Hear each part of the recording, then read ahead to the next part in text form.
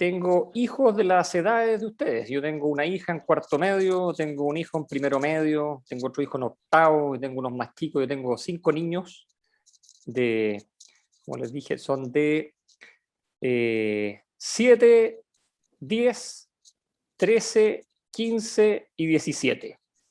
Entonces, esto va a ser, mira, yo pensé harto qué decirles, ¿ah? Porque esto es como hablarle a mis hijos. Ustedes tienen las edades de mis hijos y deben tener las mismas cosas que todos pensamos en la juventud. Bueno, yo soy ginecólogo desde hace 25 años. Llevo 25 años trayendo niños al mundo. He atendido más de 3.000 partos, que es mucho, más de 3.000 partos en general, embarazos de pacientes que les pasan cosas muy malas. Ahora, le aviso a las mujeres del grupo que la gran mayoría de las embarazadas les va muy bien, ¿eh? Lo que pasa es que yo me dedico a la parte mala, así que no tengan miedo de tener hijos en el futuro porque probablemente les va a ir muy bien. Pero yo veo las pacientes que tienen enfermedades graves de la mamá o de los niños, cosas bien complejas, pacientes hospitalizadas en el embarazo, y me dedico a eso hace mucho tiempo. O sea, toda mi vida como ginecólogo he visto ese tipo de pacientes. Yo no veo otros problemas de la mujer, sino que embarazos de alto riesgo. Y Disculpe, evidentemente profesor. ahí... ¿Cómo? Perdón, no se escuchaba adelante, pero soy Florencia Mera, del séptimo año B. No soy parte de la directiva, pero me metí libremente para escuchar esta charla. Perfecto. Bueno, Doctor, mire, yo sé que usted es muy puntual, yo lo he escuchado, lo he visto quizás en alguna sesión del Senado, y la no, pero puntualidad podemos esperar un ratito. Mire, si yo tengo hartos niños y sé que de repente los niños se atrasan y están comiendo un pan por ahí o se les olvidó, podemos esperar unos 2 o 3 minutos más. No hay problema. Perfecto, perfecto. Sí, sí, sí. Y también antes de comenzar, doctor, quizá en un minutito más, le vamos a pedir a la profesora María Fernanda que nos dirija la oración, y ya Bueno, ahí no hay ya problema. comenzamos de lleno. Perfecto. Y ahí, miren, Ya. se han ido conectando más Sí, sí, así profesores. veo. Así veo aquí en la pantalla. Exacto, entonces ya vamos, ya vamos. Bueno, bueno. Cuando uno se va poniendo más viejo, aprende a tener paciencia. Cuando uno es más joven no tiene mucha paciencia, pero bueno. Sí, es verdad, es Pero es verdad. que es cierto, es cierto. Talca, París y Londres. Mi familia es de Talca. Así mientras ¿En rellenamos, serio? sí. No, nosotros tomamos, bueno, yo vivía en Santiago, mi señora también, y tomamos la decisión de irnos de allá por lo que significa la vida familiar, la crianza a los hijos, y nos vinimos a Talca cuando nuestra hija mayor pasaba a kinder, ahora está en cuarto medio, y fue la mejor decisión que hemos tomado. Es otro mundo vivir en una ciudad más tranquila, fue muy bueno, muy bueno. Y no pensamos volver nunca más a Santiago, no, ni una gana de volver ahí. Nos quedamos acá por mucho tiempo. Sí, y más por las noticias, ¿no? Del día a día. Menos ganas Sí, de... no, pero acá es tranquilo, o sea, da para tener un ambiente familiar muy bueno, muy bueno. Sí. Exactamente. Muy bien, profesora Bueno, María Fernanda, el auditorio es suyo. Ahí sí, estaba con el micrófono apagado. Saludo a los que se han ido integrando luego. Y claro, como dijo el profesor Ignacio, vamos a comenzar este momento con nuestra oración, pidiendo la gracia del Espíritu Santo. Y luego ya dejamos el podio al doctor Becker, que tiene mucho y muy importante que decirnos hoy día para poder reflexionar un tema que es tan importante, ¿cierto? Que es el valor de la vida. En el nombre del Padre, del Hijo y del Espíritu Santo. Amén.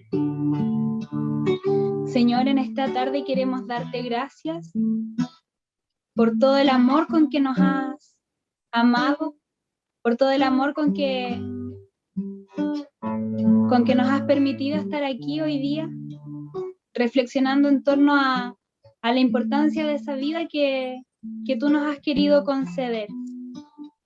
Te pedimos que vengas con tu Espíritu Santo para que sea tu misma gracia la que nos asista en este tiempo y así podamos comprender no solamente de manera cognitiva, sino también con toda nuestra vida, que toda vida tiene un valor muy grande, que toda vida tiene una dignidad muy importante y que toda vida merece ser vivida.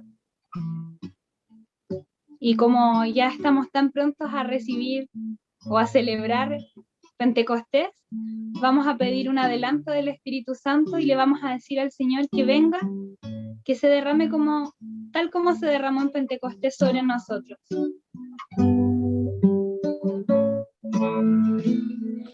Espíritu, ven, Espíritu, ven, derrámate como en Pentecostés. Espíritu, ven, Espíritu, ven, Espíritu, ven, derrámate como en Pentecostés.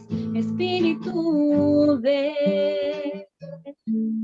Dios te salve María, llena eres de gracia, el Señor es contigo, bendita tú eres entre todas las mujeres, y bendito es el fruto de tu vientre, Jesús. Santa María, Madre de Dios, ruega por nosotros pecadores, ahora y en la hora de nuestra muerte. Amén. En el nombre del Padre, del Hijo y del Espíritu Santo. Amén. Muchas gracias, profesora. Muchas gracias, doctor Jorge Becker. De verdad, estamos muy agradecidos como colegio, como institución, como profesores, asistentes de la educación y estudiantes de que usted nos pueda acompañar y dar parte de su tiempo. Como ya les decía a los estudiantes anteriormente, ya pedir hora al médico es súper difícil. Y más aún que el doctor Becker dedique de su tiempo para conversarlo de un tema tan importante que es el valor de la vida. Muy bien, don Jorge, somos todo oído para que usted nos cuente sobre este tema. Bueno, veo que se han incorporado varios alumnos o profesores más. Yo les agradecería, bueno, a mí me toca hacer hartas clases online, bueno, como ha pasado en todos los colegios y universidades en el último año y medio, y le agradecería si se pueden poner con la cámara. La verdad es que es bien aburrido hacerle clases a nombres en la pantalla, entonces si uno los ve en la cámara, la gran mayoría están ahí, pero no hay problema, y si quieren comer algo o tomar algo, me da lo mismo entre medio, no hay drama, ¿ya? Para que no sientan que yo los estoy mirando y que no pueden hacer nada, ¿no? No hay problema si quieren comer algo o tomar algo, ¿ya? Bueno, como yo les comentaba, yo tengo hijos de las edades similares a las de ustedes, hijos en enseñanza media, bueno, en enseñanza básica, casi llegando a la media, y cuando uno le viene a hablar del valor de la vida, probablemente todos ustedes están imaginando los temas candentes, ¿no es cierto?, que son el aborto y la eutanasia, y eso sí está relacionado al valor de la vida y evidentemente lo vamos a tocar en algún momento, pero el valor de la vida va mucho más allá de eso.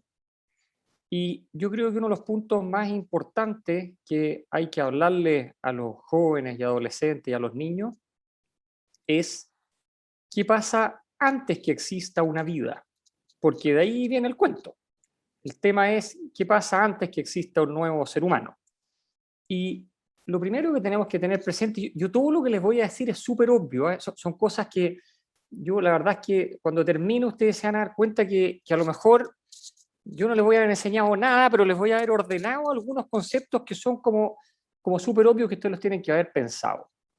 Nosotros, los seres humanos, somos una especie sexuada, lo que quiere decir que hay hombres y mujeres en los animales macho y hembra, y a contar del hombre y la mujer se generan nuevos individuos de la especie humana, porque así funciona la reproducción humana. Eso no viene de una corriente filosófica ni religiosa, así funciona la vida. Entonces, yo creo que lo más importante es que nosotros desde muy temprano tenemos que tener conciencia de que tenemos la capacidad de generar vida, de que podemos tener hijos. Y eso es súper importante. O sea, uno desde antes de tenerlos tiene que pensar que algún día va a ser papá, algún día va a ser mamá. Y obviamente a ustedes les debe parecer obvio, todos deben haber pensado, bueno, a lo mejor algunos no, pero en general deben haber pensado, uy, cuando yo esté más grande me gustaría tener hijos, ven como ese modelo, ven a sus papás, a sus mamás, a sus abuelos, y parece como obvio. Pero hoy en día, en la sociedad, hay una serie de corrientes que atentan contra eso. Y por ejemplo, una de las cosas más típicas que a uno le toca como ginecólogo es que llega habitualmente una mujer joven, casi siempre sola, entonces viene a pedir un método anticonceptivo. Y yo lo primero que les pregunto, les digo, bueno, ¿y tú qué vas a hacer si tienes un hijo? Porque tú estás en segundo medio o estás en la universidad. Me dicen, bueno, es que para eso vengo a pedir un método anticonceptivo. Y yo le digo, de acuerdo, bien. Pero tú antes que eso, tienes que pensar qué vas a hacer si quedas embarazada. Y como que se descolocan, porque el mensaje a la sociedad es, no se preocupe, usted usa un método anticonceptivo y usted va a decidir cuándo tener hijos. Y la realidad es radicalmente distinta. ¿Por qué? Por mil motivos, porque no todos los métodos son perfectos, porque no se toman, porque se les olvida, porque pelean con la pareja y cuando vuelven no estaban tomando un método y mil cosas, y ahí aparece el embarazo no buscado o no deseado, es decir, el origen de una vida en un momento inesperado. Entonces, lo primero que uno tiene que pensar, tanto hombres como mujeres, es, ¿estoy preparado para generar una nueva vida? ¿Cuándo? ¿En qué momento? ¿Qué significa ser papá o mamá? ¿Le puedo dar a mis hijos al menos lo mismo que me dieron mis padres? A lo mejor a alguno le tocó una familia extraordinaria con los papás súper unidos que le dieron un hogar espectacular y a lo mejor a otros no. A alguno le tocó que el papá se fue y dejó todo botado o que la mamá los abandonó o algún niño que le tocó en un hogar. Puede tocar de todo en la vida, pero lo más importante es que al menos les permitieron vivir. Alguien los cuidó durante el embarazo, permitió que nacieran y les permitió vivir.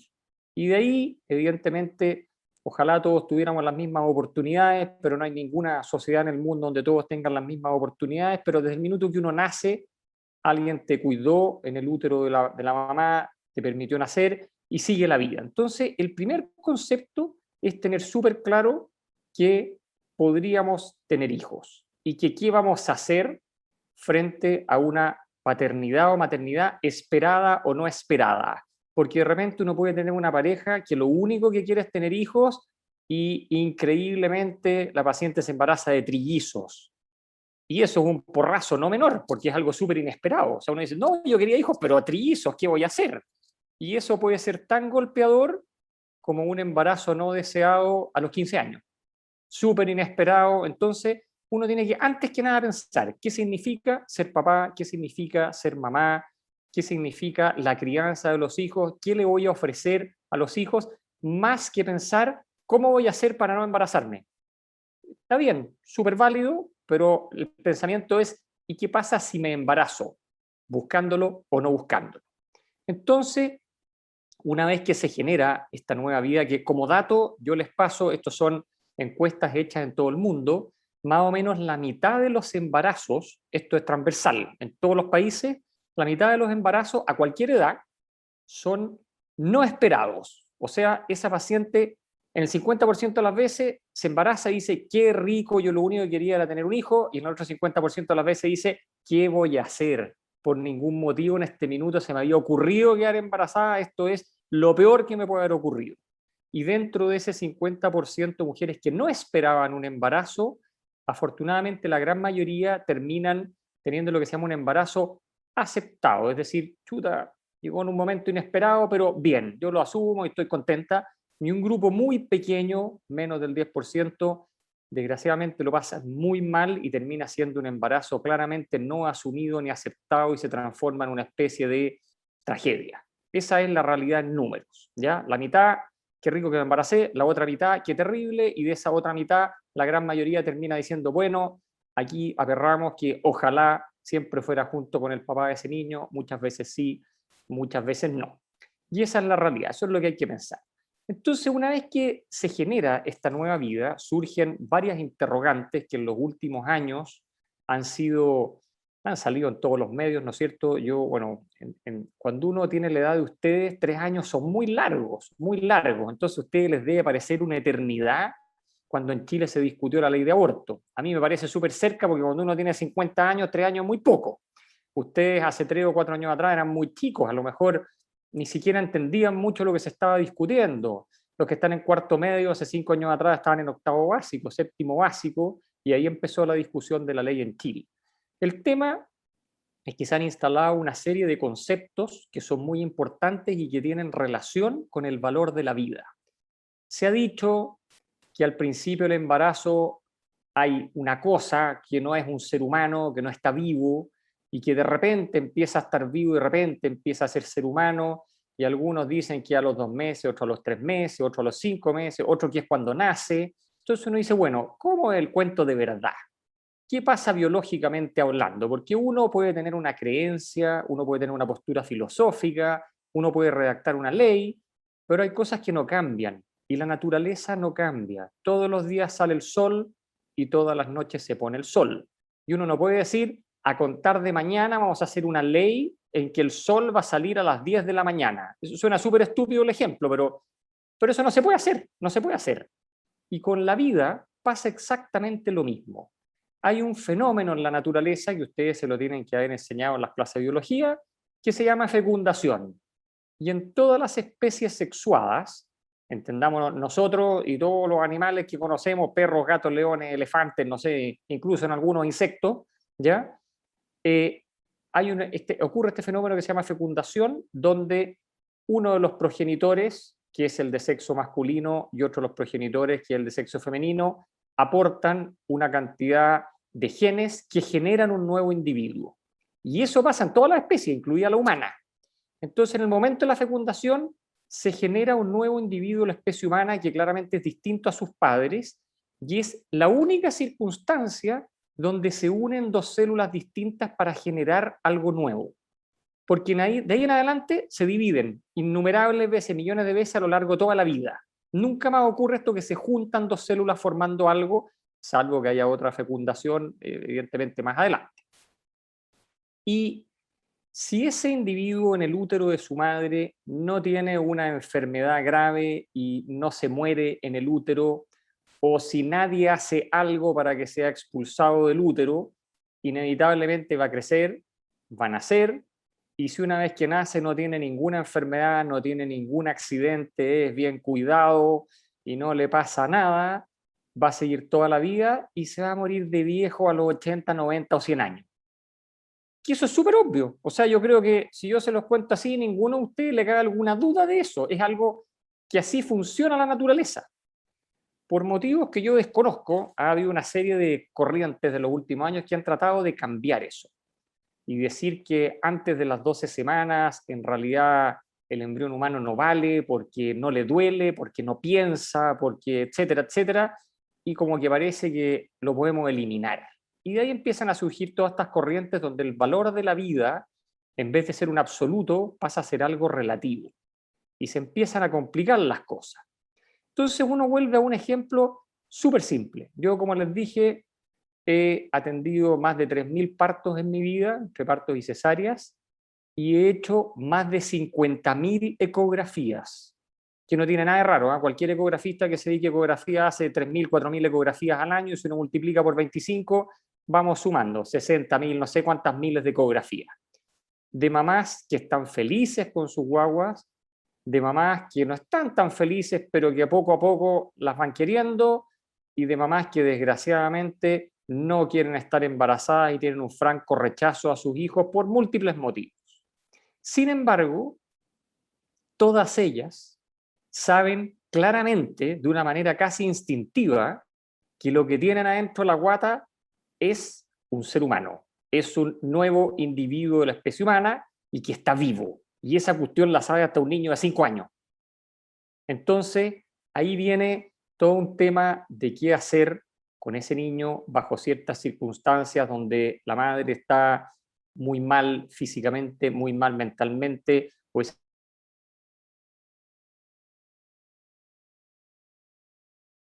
inicia con la fecundación y se acaba cuando uno se muere de muerte espontánea, de muerte por una enfermedad o de una muerte violenta, que a uno lo atropellaron, que no sé, que se cayó, que tuvo un accidente, etcétera, ¿ya? Eso es más o menos el contexto, para que lo tengamos súper claro. Siempre se habla de que no, que al principio un cigoto, que no vale. Bueno, el cigoto, si sigue creciendo, se llamará mórula y después blastocisto y diferentes nombres, y embrión y feto, que son el mismo individuo que va creciendo. De repente te dicen, no, es que el feto no piensa. Uno no tiene idea si piensa o no, porque no tiene cómo saberlo, pero un niño recién nacido probablemente tampoco piensa como un adulto y tampoco piensa como un niño de 5 años. Y una persona en coma, en un ventilador mecánico, tampoco piensa porque está inconsciente. Y si alguno de ustedes lo han operado y le han puesto anestesia general, mientras está con anestesia general, no está pensando. Y eso no significa que ustedes dejan de ser personas y de estar vivos. Entonces, tampoco es un argumento muy válido. También se ha dicho que antes de las 12 semanas el feto no siente dolor, por lo tanto, como no siente dolor, daría lo mismo eliminarlo porque no le duele. Ni un problema, entonces vámonos a una UCI de un hospital y en todos los pacientes inconscientes graves que no sienten dolor los podemos eliminar porque no les duele. Eso es un argumento absolutamente ridículo. O sea, yo podría, bajo ese argumento, matar a un paciente con anestesia general porque no le duele. No, realmente no tiene sentido. Son cosas que ustedes van oyendo, que se van diciendo, que no tienen ningún soporte biológico, ni médico, ni científico. Entonces, tenemos a este embrión humano que sigue todo un orden predeterminado muy bonito, donde se van desarrollando sus órganos, y eso no se acaba al nacer. Para que ustedes se formen una idea, el cerebro humano, que siempre se dice, no, es que el cerebro, el desarrollo aquí y acá, tiene un desarrollo importantísimo en los primeros 4 años de vida. Y después no es que no se siga desarrollando, disminuye su nivel de cambios y todo, pero un niño recién nacido no tiene su cerebro totalmente desarrollado. Entonces, siguiendo esa premisa, uno podría decir, bueno, es que si nace no es igual que un niño de 5 años, así que yo lo podría eliminar. Entonces tampoco tiene mucho sentido. Por lo tanto, el ser humano está más que vivo desde la fecundación, sigue todo este continuo de la vida que le ponemos diferentes nombres, que se llama embrión, feto, recién nacido, lactante, infante, adolescente, adulto joven, adulto, adulto mayor, anciano y finalmente fallece. Y eso todos, ojalá podamos llegar todos a viejito y conocer a nuestros nietos, eso es lo que esperamos. Y ese, como les digo, el continuo de la vida y lo que sabe cualquier mujer embarazada. Y respecto de los hombres, de nosotros, desgraciadamente en la sociedad hay un concepto que yo espero que se vaya acabando, donde los hombres de repente como que nos hacemos un poco los lesos, como que la mujer es la embarazada, pero claramente para hacer una guagua se necesitan 2 personas, por lo tanto uno tiene que estar al lado y uno tiene que aperrar y estar ahí presente en las buenas y en las malas para la crianza de los hijos. Y yo les voy a contar una historia real. Yo hace años conocí a un ingeniero comercial que él nunca se dedicó a su profesión, sino que se dedicó a la educación. Y él hacía encuestas sociales en diferentes estratos socioeconómicos, y una de las encuestas que hizo fue del concepto de paternidad. Y le preguntó a niños desde quinto básico hasta cuarto medio que qué esperaban ellos de paternidad. Y la respuesta de todos, tuvieran o no tuvieran un papá presente, es que ellos esperaban una figura paterna que existiera. No la mamá obviamente todos querían tener la mamá y la gran mayoría tenía, pero era del papá. Y le decían, bueno, ¿y qué es que exista? Bueno, que esté, que yo llegue a mi casa y sienta la seguridad que hay una figura paterna. Por lo tanto, el hombre también es muy importante en la crianza y eso no hay que olvidarlo. No hay que olvidarlo. Sobre todo en la crianza de las niñitas. Ustedes tienen que pensar que para las hijas, la gran figura masculina que tienen es el papá. De ahí aprenden cómo es un hombre o cómo debería ser. Por lo tanto, lo que uno haga como papá es muy importante para las hijas. Bueno, vamos a seguir ahora con esto del embarazo para que ustedes tengan un poco claro qué está pasando en Chile con la ley de aborto. Ustedes saben que hasta el año 1989 existía en Chile una ley que permitía el aborto en pacientes que estuvieran muy, muy graves, con riesgo de vida, y la ley permitía interrumpir esos embarazos si la mamá se iba a morir. Desde 1989 hasta el 2017, legalmente no estaba permitido ningún tipo de aborto por ley, lo que no quita que los médicos durante todos esos años, cuando tenían una paciente extraordinariamente grave, seguíamos haciendo lo mismo que se hacía antes de 1989. Eso quiere decir tratar a las pacientes como corresponde médicamente, sabiendo que desgraciadamente en algunos casos se iban a perder los embarazos, porque en caso de no hacerlo la madre se iba a morir sí o sí. Y eso no tuvo ni una variación ni con ni sin la ley. Y ahora que existe esta nueva ley que tiene 3 causales, una es la causal 1, la verdad es que la causal 1 no cambió en nada lo que se había hecho históricamente, y los médicos seguimos ocupándonos siempre de 2 personas, de la madre y su hijo que está en el útero, tratando siempre de que ojalá los 2 se salven, pero sabiendo que algunas veces, a pesar de todo lo que hagamos, el hijo va a morir. Y desgraciadamente hay situaciones muy pocas, contadas con los dedos a la mano, donde uno no tiene mucho que hacer y uno sabe que se va a perder ese embarazo. Y eso sigue siendo así. Yo espero que nunca les toque a las mujeres del grupo acá, pero eventualmente eso pudiera pasar, y eso no es culpa ni de la mamá ni del doctor. Es que hay enfermedades terribles que desgraciadamente terminan en eso, pero son muy raras. Pero esta ley agregó otras cosas, como es lo de las malformaciones. Yo me imagino que algunos aquí de los profesores tienen hijos, y la verdad es que cuando uno les podría explicar largamente lo que significa tener hijos, pero eso es imposible de sentir hasta que uno los tiene. Uno se puede imaginar cómo será tener hijos, debe ser súper bonito, y los niños, y yo tengo sobrinos, pero cuando uno tiene los hijos propios, ahí uno entiende que uno es capaz hasta de morir por los hijos. Así ahí uno entiende que un papá se tira al mar a salvar a un hijo que se está ahogando. Uno dice, ¿quién se tiraría al mar para salvar a alguien? Como que uno se la pensaría. Pero uno por un hijo se tira al mar, sabiendo que se puede morir, pero se tira para sacarlo del agua. Entonces, es un sentimiento muy, muy potente. Entonces, la pregunta que uno se hace es, ¿qué papá o qué mamá estaría dispuesto a determinar con día y con fecha y con hora la muerte de un hijo enfermo? Ustedes me dirán, nadie. Si yo tengo un hijo con un cáncer incurable, evidentemente a mí me va a dar una pena enorme, me lo voy a llorar todo, voy a querer que no sufra, que le den cosas para que no le duela, y que ojalá inventen algún remedio milagroso que en una de esas lo salve. Pero yo no voy a decir, ¿sabe qué? Mañana pónganle una inyección para que se muera. Yo no conozco papás que piensen eso, realmente no lo conozco. Y no sé, yo creo que no lo podría hacer con mis hijos. Y eso es lo que ocurre en un aborto por causal 2. En un aborto por causal 2, que son los malformados graves, tenemos niños en el útero con enfermedades extraordinariamente graves, no curables, fuera de alcance médico, con una sobrevida desconocida. Uno no sabe si van a vivir un día, una semana, un mes o un año. O sea, es como cuando a un enfermo de cáncer le dicen, desgraciadamente usted ya no tenemos nada que ofrecerle, solo podemos darle algo para que no le duela, para que sienta un poco mejor. No sabemos cuándo se va a morir, pero es incurable. La diferencia está en que aquí es muy temprano en la vida y esto ocurre antes de nacer. Entonces la ley de aborto permite que esa mamá, entre comillas, decida, ya vamos a hablar de lo de la decisión, entre comillas, decida hasta dónde llegar con el embarazo. Y hasta dónde llegar con el embarazo significa hasta dónde va a vivir ese hijo por una decisión que no es natural. No es que el niño nace y vive el tiempo que la naturaleza diga y se muere, sino que la madre decide cuándo van a nacer, por lo tanto, cuándo se va a morir. Eso es el aborto por causal 2. Ahora, eso suena como muy compasivo, como decir, no, para que la mamá no sufra, para que el hijo no sufra, pero la ley es súper dura. La ley dice, la mujer decide, y en la práctica eso significa que todos se lavan las manos. Se hace una ecografía, se le dice, bueno señora, su hijo tiene tal enfermedad súper grave, esto no tiene vuelta. La señora dice, ¿qué tengo que hacer? Usted decide, es su hijo. Si usted decide seguir en el embarazo, nosotros estamos al lado. Si usted decide terminar, decisión suya.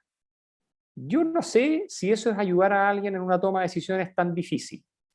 Y el tema está en que, bueno, yo durante mucho tiempo, antes de que existiera la ley, a uno le tocaba asistir a pacientes que terminaban su embarazo cuando nace el niño, cuando le toca espontáneamente, y vivían su duelo como cualquier papá con un hijo enfermo. Es decir, lo tenían un rato en sus brazos, niños que vivían horas, niños que vivían días, semanas, a veces meses, y finalmente morían. Y todas, sin excepción, durante años, llegaban a agradecer con su familia el tiempo que pudieron estar con ese hijo, que los hermanos lo pudieron conocer, que lo pudieron tocar, que lo pudieron abrazar, que lo pudieron acompañar en su muerte. Igual que como quien acompaña a un abuelo cuando se muere, al papá cuando se muere de viejo, de enfermedad, tuvieron la oportunidad de despedirse de ese hijo. Y ahora que existe esta ley, que tenemos pacientes que igual llegan hasta el final del embarazo, porque ellas decían eso, y tenemos pacientes que no, que interrumpen su embarazo con 3 meses, 4 meses. Es increíble ver cómo ese ciclo de la vida no se cierra.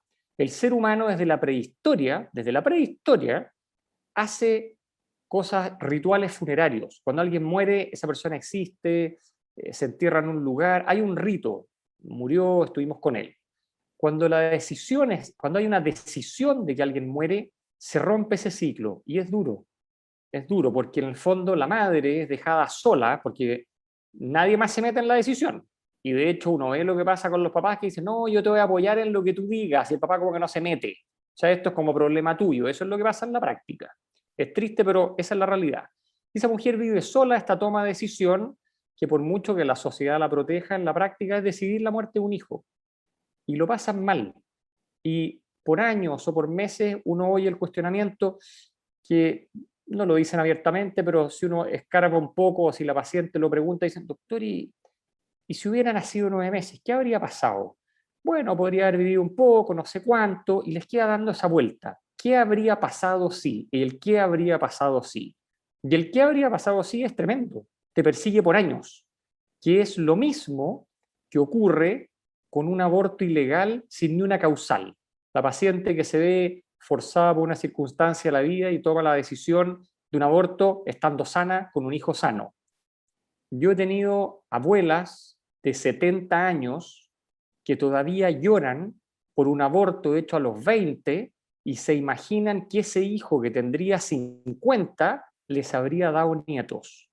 O sea, 50 años después dicen, chuta, en ese minuto me sentí sola, nadie me apoyó, no vi otra salida porque es mentira que el aborto se elige.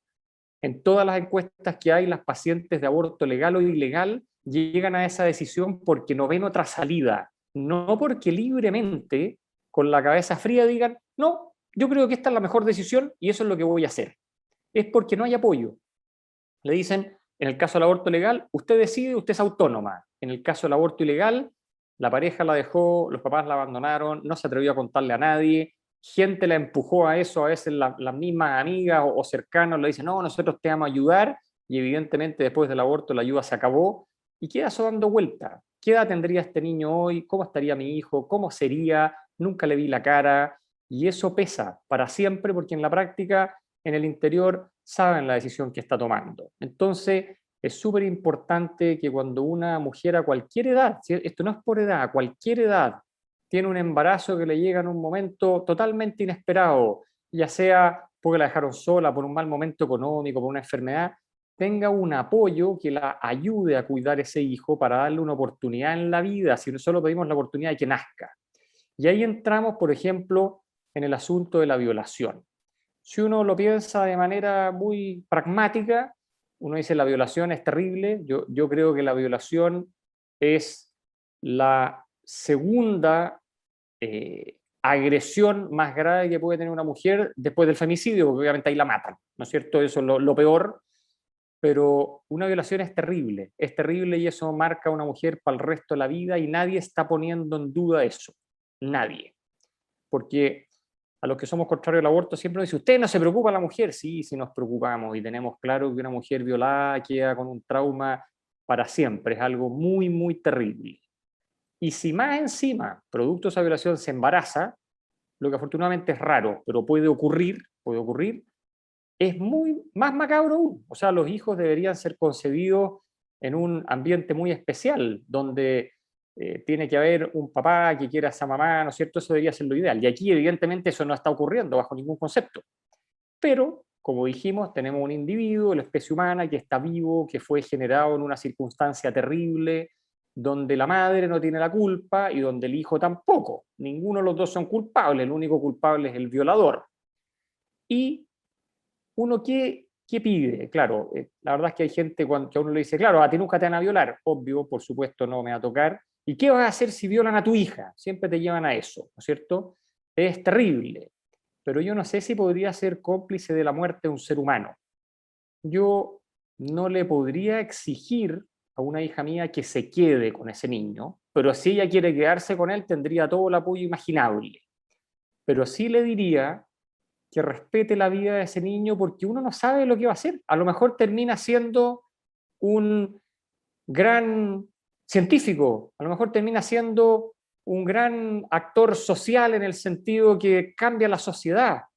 A lo mejor termina siendo un tipo como, no sé, como Steve Jobs, el creador de Apple, que él fue dado en adopción. Y ese tipo nos cambió la vida. Ustedes usan un celular, usan computadores, usan un mouse, que lo creó un tipo que fue entregado en adopción, que era un embarazo no deseado. Entonces, cuando alguien nace, tiene toda la vida por delante. Y uno lo que pide en un embarazo no deseado es denle la oportunidad de vivir ese niño y ya veremos lo que sigue para adelante. Hay gente que tiene todas las oportunidades de la vida y se las farrea, que nace literalmente en una cuna de oro y tiene una vida terrible. Y hay gente que nace sin ninguna oportunidad, pero se la juega y termina siendo grandes personas para la sociedad. Entonces uno dice, ¿por qué no va a tener derecho a nacer vivo? Y ya veremos lo que sigue, que es la clásica controversia de los niños del Sename. Sí, nadie niega que lo del Sename es terrible y que espero que cambie, porque tenemos a los niños abandonados y a los niños delincuentes juntos y todos son macabros. Pero eso no significa que no puedan tener una oportunidad. Es un asunto que todos los que estamos aquí en esta pantalla tenemos una oportunidad. Evidentemente uno no le anda preguntando a sus papás si fue un embarazo deseado o no deseado, pero en una de esas muchas de nosotros llegamos en un momento muy inesperado y no lo sabemos y probablemente nunca nos van a decir eso, pero nos cuidaron y aquí estamos, ustedes estudiando, sus profesores enseñándole, yo contándole un cuento aquí el 20 de mayo, se fijan porque nos dieron una oportunidad y eso es lo que uno pide en un embarazo complejo, en un embarazo vulnerable desde el punto de vista médico o social, porque la vulnerabilidad puede ser por un problema médico o de un problema social, madre abandonada por todos. Entonces, de ahí viene la historia del respeto a la vida, del valor de la vida. Las mujeres, a mi juicio, tienen un privilegio que nosotros nunca vamos a tener y es sentir a un niño dentro de la guata. Nosotros, por más que no imaginemos eso, es imposible, nunca lo vamos a sentir. Y yo no sé si ustedes tienen hermanos más chicos, pero si han visto a sus mamás cuando le dan pecho a sus hermanos chicos. Los niños miran a la mamá de una forma que jamás van a mirar al papá. Nunca, nunca. Siempre es la mamá primero. Y uno dice, uy, ojalá algún día me miren así a mí, pero eso no ocurre. La mamá es realmente un personaje notable y eso desde chiquitito. La guagua tomando pecho, mira a la mamá enamorado de la mamá, así. Eso es un privilegio, es un privilegio. Nosotros los papás nos tenemos que ganar a los hijos. Las mamás los tienen ganados desde antes que nazcan. Entonces, es algo muy bonito, aprovechen la maternidad. Por eso que a uno le da pena cuando las pacientes fueron forzadas al aborto. El aborto no es libre. Cuando se dice que es una decisión libre y uno conversa con las pacientes, no es libre. Hay que cuidar a los enfermos, los hijos enfermos uno los cuida antes y después de nacer. Hay que cuidar a las mamás enfermas para ayudarlas a que les vaya bien, y eso es lo que hacemos nosotros. Y eso es lo que yo les puedo decir del valor de la vida respecto al embarazo, del origen de la vida. Y evidentemente después que nace un niño, bueno, uno se le hace más tangible, ¿no? Los papás, si bien sabemos que la mamá está embarazada, como que realmente nos cae la teja cuando nace y lo tomamos en brazos. Decimos, uy, sí, parece que era verdad esto, como que ahí racionalizamos el cuento de las mamás desde antes, ¿no? Entonces, es muy importante. Yo espero que ojalá los que quieran puedan ser papás y mamás en un futuro, pero en las mejores condiciones, cuando le puedan dar lo mejor posible a sus hijos. Y eso depende de ustedes. O sea, cada uno pone los límites, sabe hasta dónde llega, y si un embarazo llega en un momento no deseado, piensen en que si ustedes tuvieron la posibilidad de vivir, ojalá ese hijo tenga la posibilidad de vivir. Nadie tiene la vida comprada. Nadie tiene la vida comprada. O sea, yo ahora soy médico, estoy feliz y a lo mejor mañana tengo un accidente y quedo ciego. Y me va a cambiar la vida bruscamente y no voy a tener las condiciones que tengo hoy. Y eso no significa que yo me puedo deshacer de mis hijos ni nada. Ahí están, los sigo queriendo igual, me cambiaron bruscamente mis condiciones, pero así es la vida. uno no sabe lo que va a pasar mañana. Entonces, darle la oportunidad de vivir a un nuevo niño significa que él se irá forjando su camino mientras nosotros haremos un esfuerzo por darle lo mejor posible. Ahora, ¿qué pasa al final de la vida? Porque ahora estamos en la otra discusión, ¿no es cierto? ¿Qué pasa con los enfermos? ¿Qué pasa con los más viejos? ¿Qué pasa con los que la sociedad considera inútiles? Y perdónenme que les diga eso, pero eso es lo que está pasando en algunos países con la eutanasia. La eutanasia se dice, no, esto es solo para los enfermos terminales. Yo les quiero contar que en la discusión de la ley de aborto, todos los actores involucrados dijeron, no, estos son solo 3 causales. En ningún caso estamos pensando en aborto libre. No se preocupen, ese no es el espíritu de la ley. Nadie está pensando en llegar a eso. Yo miraba y yo irónicamente me reí y me decía, ¿cómo puede ser tan mentirosos, no? Si el objetivo es otro. Y aquí, a poco andar, vamos a estar hablando de aborto libre. Llevamos 3 años de ley por causales y ya hay 3 proyectos de ley pidiendo aborto libre. Era obvio, ni una novedad, pero nos contaron un cuento en base a puras cosas terribles para justificar la muerte prenatal. ¿Qué pasa con la eutanasia? Exactamente lo mismo. No, esta ley va a ser solo para los casos terminales, solo para los que no tienen tratamiento, solo para los que sufren mucho. Váyanse a los países europeos que tienen ley de eutanasia hace 5 o 10 años, y en este momento la eutanasia está siendo aplicada de una manera bastante más masiva que eso. Porque todas estas leyes solo avanzan en la búsqueda de, entre comillas, una sociedad perfecta. Por eso digo entre comillas. ¿Quiénes viven? Los que vienen sanos.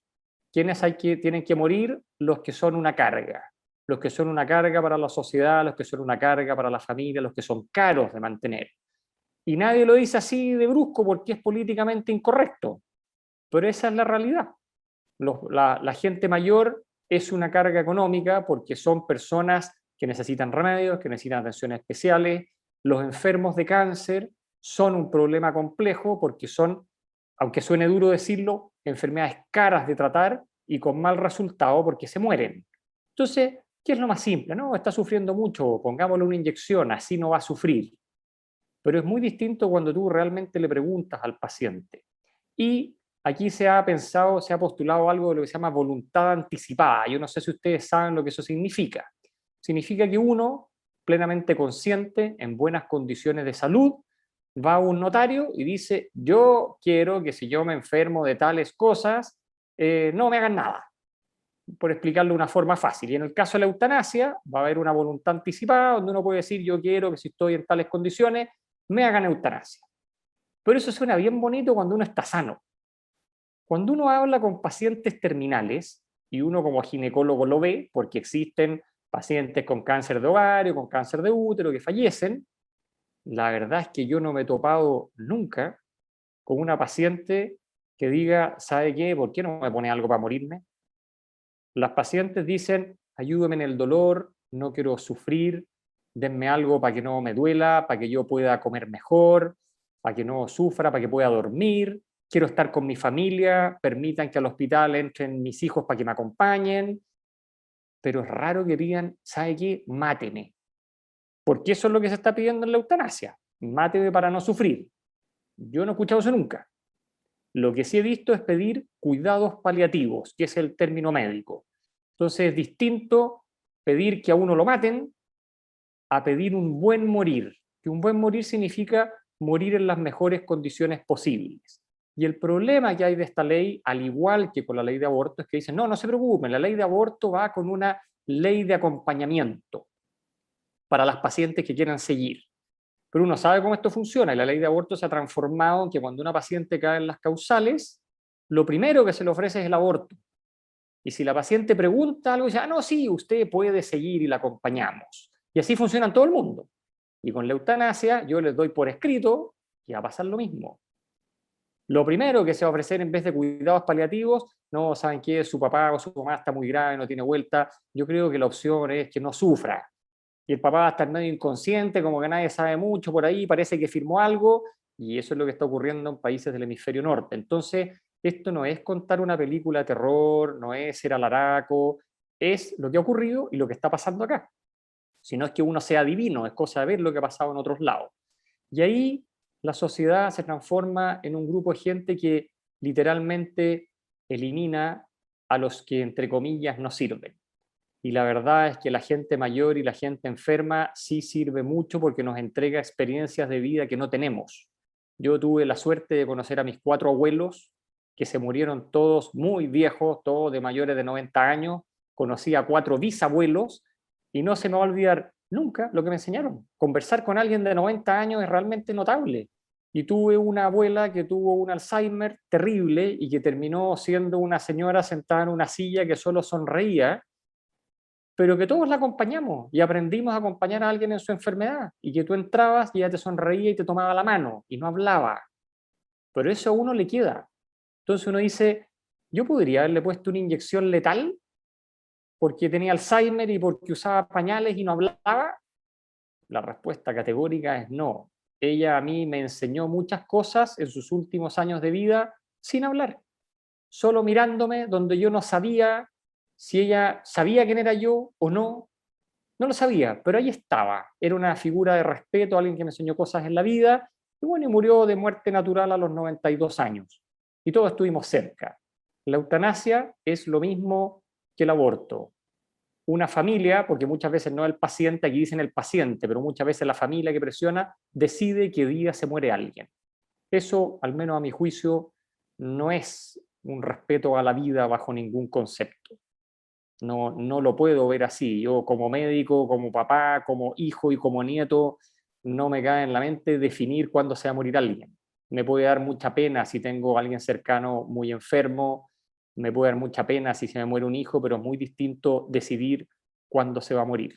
Es algo radicalmente distinto. Y eso es lo que está pasando en la sociedad actual. Yo no sé qué piensan ustedes al respecto, no tengo idea, no tienen por qué decirlo tampoco, esto no es una prueba ni un interrogatorio, yo les estoy planteando una postura personal, además avalada en una serie de conocimientos médicos de lo que uno ha visto, pero es complejo, uno no es nadie para estar decidiendo quién muere y quién no.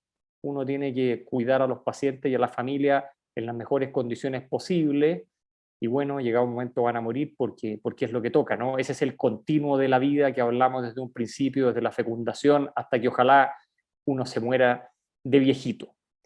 Y eso es un poco lo que yo les quería contar, aunque no se han dado cuenta, llevamos ya como 35 minutos hablando, y no sé si ustedes me quieren preguntar algo, lo que quieran. Yo veré si es que les puedo responder, porque no me las sé todas tampoco, pero pregunten lo que quieran. Eso, muchas gracias, doctor. De nada. Y aquí ya comienzan las preguntas y con ella Ujú. comenzamos con Florencia Mera. Ya, mi pregunta es si el embrión durante las 2 primeras semanas donde este se reproduce, por decir así, ¿es un ser humano o simplemente un coágulo? Uy, qué buena pregunta. Ya, mira, eso de un coágulo es un invento que hizo no sé quién, porque el embrión nunca es un coágulo. Un coágulo es una pelota de sangre que se endureció. Eso es un coágulo. Cuando tú sangras, imagínate que te haces una herida, la sangre tiene un mecanismo que se endurece y forma un coágulo, porque si no te morirías desangrada. Y eso es un coágulo. Entonces, un embrión humano en ningún momento de la vida es un coágulo. Un embrión humano, desde la fecundación, es un nuevo individuo de la especie. Es otro ser humano formado por la carga genética del padre y la madre, que es distinta a los dos. O sea, tiene un pedazo de cada uno, por así decirlo, y inmediatamente, a las pocas horas de la fecundación, se empieza a dividir millones y millones de veces hasta que tú lo ves en una ecografía, bueno, y posteriormente crece y nace. Pero nunca es un coágulo. En la vida va a tener coágulos. Cuando se haga una herida y va a coagular como todos los seres humanos. Pero nunca es un coágulo. Eso es un invento que no sé quién lo dijo. ¿No? Es eso. No puede ser un coágulo. El embrión tiene sangre dentro. Como todos tenemos sangre, sangre que circula. Y para que tú te formes una idea, los latidos cardíacos en el embrión humano empiezan a las 18, 19 días de vida. Y los 18, 19 días de vida es cuando una mujer tiene 3 a 4 días de atraso menstrual. O sea, cuando esa mujer está pensando que parece que a lo mejor puede estar embarazada porque se le atrasó la regla 3 días, ese embrión humano ya tiene latidos cardíacos. O sea, así deformado está. Cuando tú estás diciendo, uy, me voy a hacer un test de embarazo porque en una de esas estoy esperando guagua, bueno, tu guagua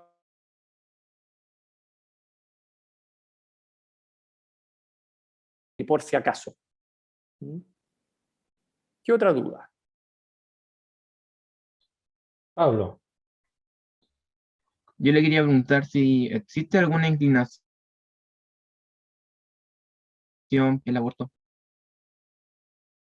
¿Cómo, Si cómo? No, no existe entiendo. alguna inclinación por una clase social a autorizar el aborto. ¿Me No, entiendes? no, no. ¿Cómo por una clase social?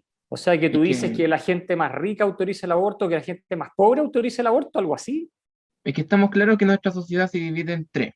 Ya, En clase alta, clase ya, media y clase baja. ya, Y perfecto. yo, como usted había mencionado que había hecho algunas encuestas con unos colaboradores, no Ya, sé si alguna de estas clases, por decirlo, sí, sí.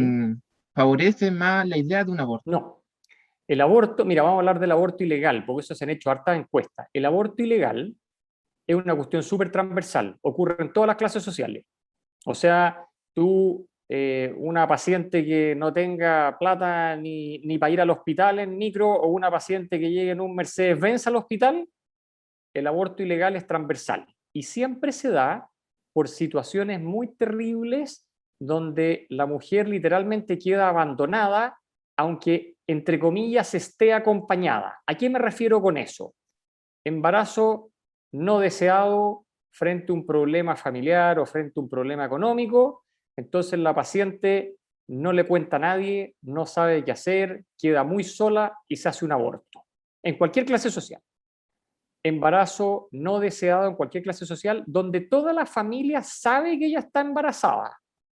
O sea, es algo sabido, no está sola, entre comillas, pero toda la familia la empuja a hacerse un aborto o le dice, nosotros te vamos a apoyar en tu decisión, pero dándole a entender claramente que la decisión tiene que ser un aborto.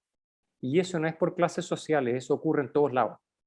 Eso está más que estudiado. El aborto ilegal, o sea, sin causales, sin madre enferma, sin niño enfermo, es en todos lados igual. No es que sea más validado en una clase social que en otra. Eso. ¿Qué otra pregunta? Se nos está yendo el profesor Ignacio que tenía otra reunión, así es Bueno, que bueno, Florencia tenía la mano levantada, sí. quería hacer una consulta. Tengo ¿O quedó otra, la mano levantada? ¿No? tengo otra pregunta. Sí, pregunta, Dale. Florencia. ¿Por qué el aborto y la eutanasia es lo mismo según lo que usted dijo?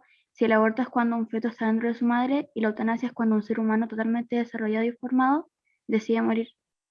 No es lo mismo. A lo que yo voy es que es la muerte planificada de un individuo de la especie humana.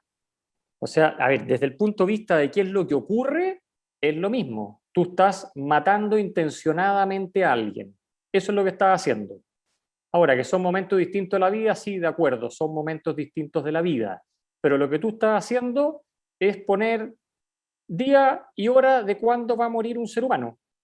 Eso es lo que estás haciendo técnicamente hablando. O sea, en un aborto tú dices, perfecto, la paciente se va a hospitalizar el 15 de mayo para tener su aborto y ese día va a morir. Y en la eutanasia tú dices, bueno, este paciente está hospitalizado, así que a las 12 le vamos a poner una inyección para que se muera. Y eso directamente es que te estás cargando a alguien. O sea, a ver, tú lo puedes disfrazar como quieras, pero lo que estás haciendo es que estás eliminando a un individuo de la especie humana. Ahora, ahí caemos en que ya entiendo un poco para dónde va tu pregunta. Tú me dices que decidió, lo de la decisión es bien cuestionable. Es bien cuestionable porque la verdad es que una cosa es una persona que se suicida, se tira del quinto piso, que habitualmente un suicida es alguien que tiene un problema mental no menor, que a lo mejor es una persona sana y que cae en una depresión tremenda por algo que lo lleva al suicidio. Ya tú dices, ¿lo decidió? Sí, pero lo decidió estando en una condición mental de enfermedad, donde claramente no tenía las cosas claras. Yo no conozco nadie que en su sano juicio diga, en realidad estoy aburrido de la vida, así que mañana me voy a suicidar. Eso no existe. Hay gente que está enferma. Y en la eutanasia es bastante distinto. Es una persona enferma a la que tú le podrías ofrecer muchas cosas para que no sufra y llevarla a una muerte natural cuando corresponda, cuando le toque, cuando la naturaleza diga se tiene que morir porque ya no da más, sin que sufra, que es distinto a matarlo. Y perdónenme que les diga eso, pero eso es lo que está pasando en algunos países con la eutanasia. La eutanasia se dice, no, esto es solo para los enfermos terminales. Yo les quiero contar que en la discusión de la ley de aborto, todos los actores involucrados dijeron, no, estos son solo 3 causales. En ningún caso estamos pensando en aborto libre. No se preocupen, ese no es el espíritu de la ley. Nadie está pensando en llegar a eso. Y yo miraba y yo irónicamente me reí y me decía, ¿cómo puede ser tan mentirosos, no? Si el objetivo es otro. Y aquí, a poco andar, vamos a estar hablando de aborto libre. Llevamos 3 años de ley por causales y ya hay 3 proyectos de ley pidiendo aborto libre. Era obvio, ni una novedad, pero nos contaron un cuento en base a puras cosas terribles para justificar la muerte prenatal. ¿Qué pasa con la eutanasia? Exactamente lo mismo. No, esta ley va a ser solo para los casos terminales, solo para los que no tienen tratamiento, solo para los que sufren mucho. Váyanse a los países europeos que tienen ley de eutanasia hace 5 o 10 años, y en este momento la eutanasia está siendo aplicada de una manera bastante más masiva que eso. Porque todas estas leyes solo avanzan en la búsqueda de, entre comillas, una sociedad perfecta. Por eso digo entre comillas. ¿Quiénes viven? Los que vienen sanos. ¿Quiénes tienen que morir? Los que son una carga. Los que son una carga para la sociedad, los que son una carga para la familia, los que son caros de mantener. Y nadie lo dice así de brusco porque es políticamente incorrecto. Pero esa es la realidad. La gente mayor es una carga económica porque son personas que necesitan remedios, que necesitan atenciones especiales. Los enfermos de cáncer son un problema complejo porque son, aunque suene duro decirlo, enfermedades caras de tratar y con mal resultado porque se mueren. Entonces, ¿qué es lo más simple? No, está sufriendo mucho, pongámosle una inyección, así no va a sufrir. Pero es muy distinto cuando tú realmente le preguntas al paciente. Y aquí se ha pensado, se ha postulado algo de lo que se llama voluntad anticipada. Yo no sé si ustedes saben lo que eso significa. Significa que uno, plenamente consciente, en buenas condiciones de salud, va a un notario y dice, yo quiero que si yo me enfermo de tales cosas, no me hagan nada, por explicarlo de una forma fácil. Y en el caso de la eutanasia, va a haber una voluntad anticipada donde uno puede decir, yo quiero que si estoy en tales condiciones, me hagan eutanasia. Pero eso suena bien bonito cuando uno está sano. Cuando uno habla con pacientes terminales, y uno como ginecólogo lo ve, porque existen pacientes con cáncer de ovario, con cáncer de útero, que fallecen, la verdad es que yo no me he topado nunca con una paciente que diga, ¿sabe qué? ¿Por qué no me pone algo para morirme? Las pacientes dicen, ayúdame en el dolor, no quiero sufrir, denme algo para que no me duela, para que yo pueda comer mejor, para que no sufra, para que pueda dormir, quiero estar con mi familia, permitan que al hospital entren mis hijos para que me acompañen, pero es raro que digan, ¿sabe qué? Máteme. Porque eso es lo que se está pidiendo en la eutanasia, máteme para no sufrir. Yo no he escuchado eso nunca. Lo que sí he visto es pedir cuidados paliativos, que es el término médico. Entonces es distinto pedir que a uno lo maten a pedir un buen morir, que un buen morir significa morir en las mejores condiciones posibles. Y el problema que hay de esta ley, al igual que con la ley de aborto, es que dicen, no, no se preocupen, la ley de aborto va con una ley de acompañamiento para las pacientes que quieran seguir. Pero uno sabe cómo esto funciona y la ley de aborto se ha transformado en que cuando una paciente cae en las causales, lo primero que se le ofrece es el aborto. Y si la paciente pregunta algo, dice, ah, no, sí, usted puede seguir y la acompañamos. Y así funciona en todo el mundo. Y con la eutanasia yo les doy por escrito que va a pasar lo mismo.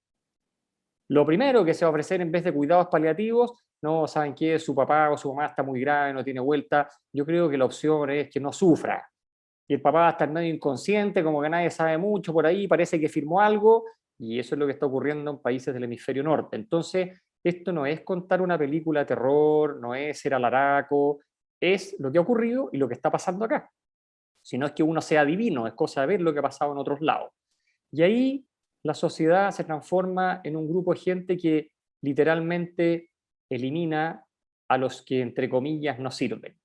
y la verdad es que la gente mayor y la gente enferma sí sirve mucho porque nos entrega experiencias de vida que no tenemos. Yo tuve la suerte de conocer a mis 4 abuelos, que se murieron todos muy viejos, todos de mayores de 90 años. Conocí a 4 bisabuelos y no se me va a olvidar nunca lo que me enseñaron. Conversar con alguien de 90 años es realmente notable. Y tuve una abuela que tuvo un Alzheimer terrible y que terminó siendo una señora sentada en una silla que solo sonreía, pero que todos la acompañamos y aprendimos a acompañar a alguien en su enfermedad, y que tú entrabas y ella te sonreía y te tomaba la mano y no hablaba. Pero eso a uno le queda. Entonces uno dice, yo podría haberle puesto una inyección letal porque tenía Alzheimer y porque usaba pañales y no hablaba. La respuesta categórica es no. Ella a mí me enseñó muchas cosas en sus últimos años de vida sin hablar, solo mirándome donde yo no sabía si ella sabía quién era yo o no. No lo sabía, pero ahí estaba. Era una figura de respeto, alguien que me enseñó cosas en la vida, y bueno, y murió de muerte natural a los 92 años. Y todos estuvimos cerca. La eutanasia es lo mismo que el aborto. Una familia, porque muchas veces no el paciente, aquí dicen el paciente, pero muchas veces la familia que presiona decide qué día se muere alguien. Eso, al menos a mi juicio, no es un respeto a la vida bajo ningún concepto. No, no lo puedo ver así. Yo como médico, como papá, como hijo y como nieto, no me cae en la mente definir cuándo se va a morir alguien. Me puede dar mucha pena si tengo a alguien cercano muy enfermo, me puede dar mucha pena si se me muere un hijo, pero es muy distinto decidir cuándo se va a morir.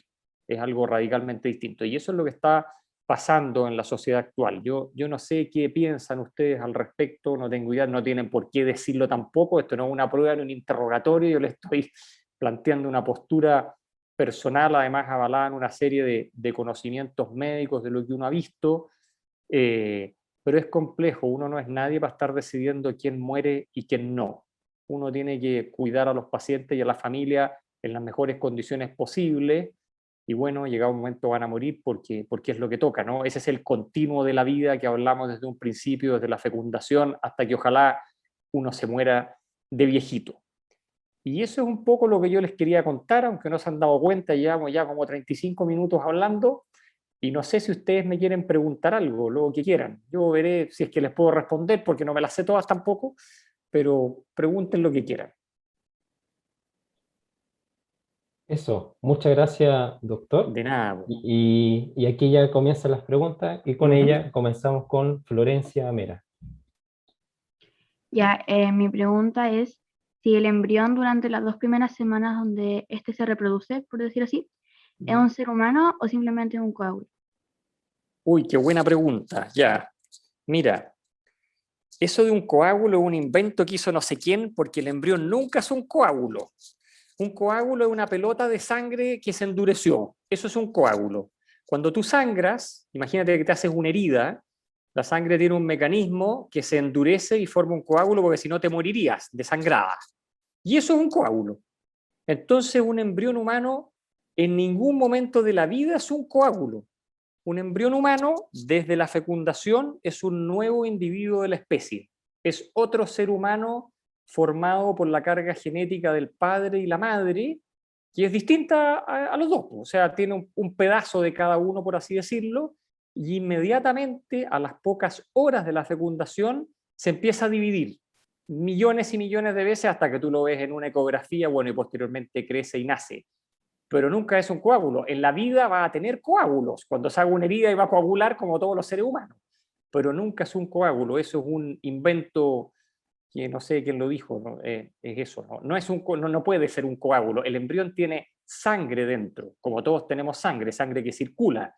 Y para que tú te formes una idea, los latidos cardíacos en el embrión humano empiezan a las 18, 19 días de vida.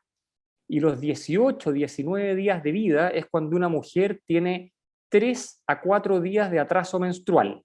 O sea, cuando esa mujer está pensando que parece que a lo mejor puede estar embarazada porque se le atrasó la regla 3 días, ese embrión humano ya tiene latidos cardíacos. O sea, así deformado está. Cuando tú estás diciendo, uy, me voy a hacer un test de embarazo porque en una de esas estoy esperando guagua, bueno, tu guagua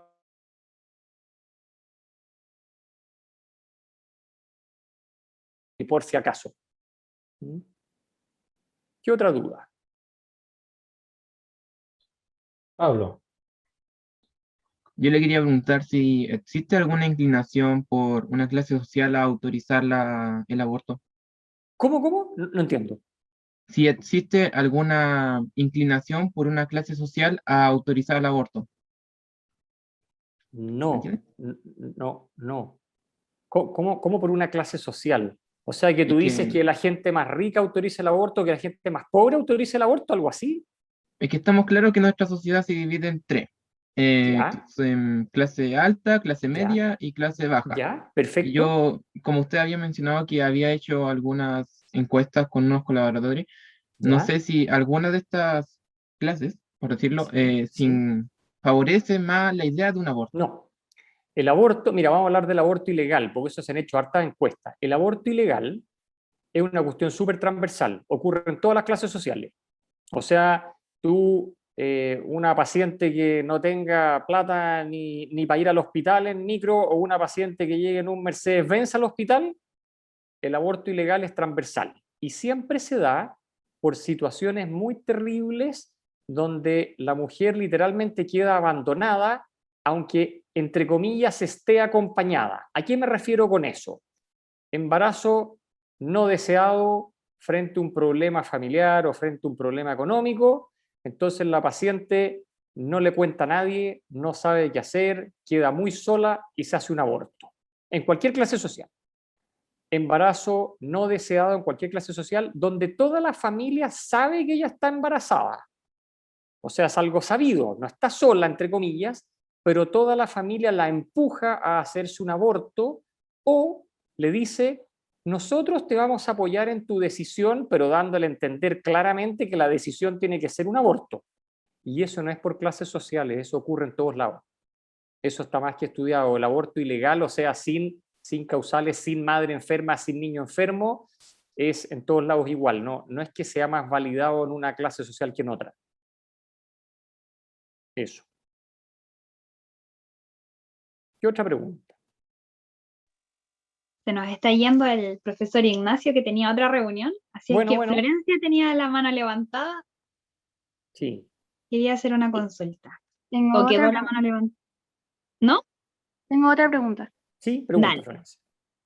¿Por qué el aborto y la eutanasia es lo mismo según lo que usted dijo? Si el aborto es cuando un feto está dentro de su madre y la eutanasia es cuando un ser humano totalmente desarrollado y formado decide morir. No es lo mismo. A lo que yo voy es que es la muerte planificada de un individuo de la especie humana. O sea, a ver, desde el punto de vista de qué es lo que ocurre, es lo mismo. Tú estás matando intencionadamente a alguien. Eso es lo que estás haciendo. Ahora, que son momentos distintos de la vida, sí, de acuerdo, son momentos distintos de la vida. Pero lo que tú estás haciendo es poner día y hora de cuándo va a morir un ser humano. Eso es lo que estás haciendo técnicamente hablando. O sea, en un aborto tú dices, perfecto, la paciente se va a hospitalizar el 15 de mayo para tener su aborto y ese día va a morir. Y en la eutanasia tú dices, bueno, este paciente está hospitalizado, así que a las 12 le vamos a poner una inyección para que se muera. Y eso directamente es que te estás cargando a alguien. O sea, a ver, tú lo puedes disfrazar como quieras, pero lo que estás haciendo es que estás eliminando a un individuo de la especie humana. Ahora, ahí caemos en que ya entiendo un poco para dónde va tu pregunta. Tú me dices que decidió, lo de la decisión es bien cuestionable. Es bien cuestionable porque la verdad es que una cosa es una persona que se suicida, se tira del quinto piso, que habitualmente un suicida es alguien que tiene un problema mental no menor, que a lo mejor es una persona sana y que cae en una depresión tremenda por algo que lo lleva al suicidio. Ya tú dices, ¿lo decidió? Sí, pero lo decidió estando en una condición mental de enfermedad, donde claramente no tenía las cosas claras. Yo no conozco nadie que en su sano juicio diga, en realidad estoy aburrido de la vida, así que mañana me voy a suicidar. Eso no existe. Hay gente que está enferma. Y en la eutanasia es bastante distinto. Es una persona enferma a la que tú le podrías ofrecer muchas cosas para que no sufra y llevarla a una muerte natural cuando corresponda, cuando le toque, cuando la naturaleza diga se tiene que morir porque ya no da más, sin que sufra, que es distinto a matarlo. Ahora, ¿qué pasa con el embrión? Que te dicen, no, pero es que el embrión no tiene cerebro, es que no piensa. De acuerdo, una paciente con una enfermedad terminal está inconsciente y tampoco siente y tampoco piensa. Y a lo mejor tampoco decide. Y lo que estás haciendo en ambas circunstancias es matarlo directamente y matarlo de manera súper planificada. O sea, esto no es como que tú un día te tropezaste con alguien, se cayeron los dos, esa persona se pegó en la cabeza y se murió por accidente. Esto es una muerte súper planificada, súper intencionada, súper, entre comillas, bien hecha técnicamente. O sea, a ti te están dando las herramientas para matar a alguien y para que eso no falle por ningún motivo. O sea, la consecuencia en eutanasia es que sí o sí lo vas a matar. La consecuencia de un aborto es que sí o sí lo vas a matar. Es una muerte muy premeditada, es un acto súper violento, no es una casualidad, no es un accidente, no es la naturaleza, es como que tú planificas matar a alguien. Así de simple. Eso es, lo que pasa es que lo disfraza, suena muy bonito. O sea, hoy en día, ¿por qué salen todas estas leyes? Porque convencen a la sociedad que el embrión es una cosa y que no vale, y porque convencen a la sociedad que el enfermo terminal hay que matarlo para que no sufra. Y tú tienes formas de hacer que no sufra sin matarlo. Y el embrión no es una cosa, no es algo, es alguien. Y todas las mamás saben que dentro de la guata tienen a alguien. Aunque en alguna circunstancia podrían tratar de tener a algo porque tienen un embarazo muy difícil y no quieren ni saber, pero en su fuero interno saben que tienen a alguien. Y el papá de esa guagua que se hace el leso y sale arrancando, sabe que tiene un hijo. Y si aborta, sabe que el hijo falleció. Y el famoso síndrome post-aborto, siempre dicen, el síndrome post-aborto no existe. Y es verdad que no existe. Como no existe el síndrome post-viudez, el síndrome post-divorcio, el síndrome post-se me murió un hijo o el síndrome post-se me quemó la casa. Lo que existe es una cosa que se llama estrés postraumático. Ese es el diagnóstico psiquiátrico. Y el estrés postraumático es una situación donde tú quedas muy mal frente a un evento adverso en la vida. Y eso puede ocurrir por muchas cosas, entre ellas por un aborto provocado, y el estrés postraumático por aborto provocado también existe en el hombre, no es solo en la mujer. El hombre que colaboró en el aborto de su hijo, o que colaboró por omisión, que se hizo el leso y se mandó a cambiar, sabe que hay un hijo de él que murió porque él no estuvo ahí. Y lo sabe y les llega, y les llega. Les pasa eso. Eso es real. ¿Mm? ¿Qué otra pregunta? Yo quería Martín, preguntar, ¿Sí? perdón, ¿quién quería habló? preguntar ¿por qué se llama aborto ilegal? Porque si fuera ilegal en sí, no se podría hacer en un consultorio, No. consultorio. A ver, el aborto es ilegal porque no está permitido por la ley. Ahora, en Chile, en este momento, está permitido el aborto legal hecho en un hospital bajo ciertas circunstancias que son las causales. Cualquier aborto que se haga por otro motivo es ilegal. La ley no lo permite. Entonces, por eso se llama ilegal. Ahora, aquí hay otro mito que a uno le dicen, no, es que las mujeres van a la cárcel porque se hace un aborto ilegal. Eso es mentira. En Chile no hay ni una mujer condenada a cárcel por aborto ilegal en los últimos 25 años. Y ese dato fue pedido a Gendarmería y a los tribunales en la discusión de la ley. Porque una de las cosas que decía, no, esto es injusto porque las mujeres que se hacen un aborto van presas. Y eso es mentira. Y es mentira porque cuando una paciente llega, que igual es raro, a un juicio por aborto, el juez asume que ella terminó en un aborto por algo que fue forzado, por lo tanto la asume como víctima. Y no hay mujeres presas. Es que no lo hay. Y no es que yo lo invente, eso es un informe de Gendarmería y de tribunales. Entonces, es mentira que sean presas por hacerse un aborto ilegal. ¿Qué otra pregunta? Juan Lorenzo. Sí, mire, es que mi mamá tenía una ¿Ya? amiga que tenía dos bebés en su barriga, ¿Ya? por así decirlo. ¿Ya? Y uno de sus bebés se murió. Bueno, o sea, tenía Y- mellizo. Sí, ¿Ya? tenía mellizo. Sí. Y se le falleció un bebé, entonces ¿Ya? le dijeron que ella tenía que esperar a que se muriera el otro para poder sacarlo. Pero si es que el otro no se iba a morir. A ver, espera, ahí hay una confusión tremenda. Mira, Sí, en los embarazos gemelares, con generales. cierta frecuencia, ocurre que se muere uno de los niños. Eso no es algo tan raro. El embarazo gemelar es bastante complejo y se puede morir uno de los niños. Si se muere uno de los niños, no hay cómo sacarlo sin sacar al otro. Uno no puede sacar un niño y dejar el otro adentro. Por lo tanto, se dejan los dos adentro, el vivo y el muerto. Y el embarazo sigue su curso y lo más probable es que el otro niño llegue a los 8 a los 9 meses y nazca normal. O sea, no hay, cuando se muere un gemelo no hay que hacer nada. Tienes que seguir el embarazo hacia adelante esperando que el otro sea más grande para que pueda nacer y vivir. Eso. Yo creo que le explicaron mal, no tengo idea, pero eso es lo que ocurre. Es que eso, es que ya al final se le murieron sus dos bebés, por eso. No, pero sí, a ver, lo que pasa es que mira, también puede pasar eso, pero eso no tiene nada que ver con aborto. Una paciente puede tener gemelos y que se muera uno y el otro después. Como una paciente igual puede tener un embarazo único y que se muera el niño en el útero. Pero no es que tenga que esperar que se le muera, es que uno sigue el embarazo adelante esperando que ojalá le vaya bien. Y evidentemente si se mueren los dos hay que sacarlo a los dos. Pero si uno está muerto y el otro está vivo, no hay cómo sacar al muerto sin sacar al vivo. Por lo tanto, tú esperas que siga creciendo justamente para que no se muera. Eso es la realidad del embarazo gemelar. Fernanda Hernández, una tocaya, está también con la mano levantada.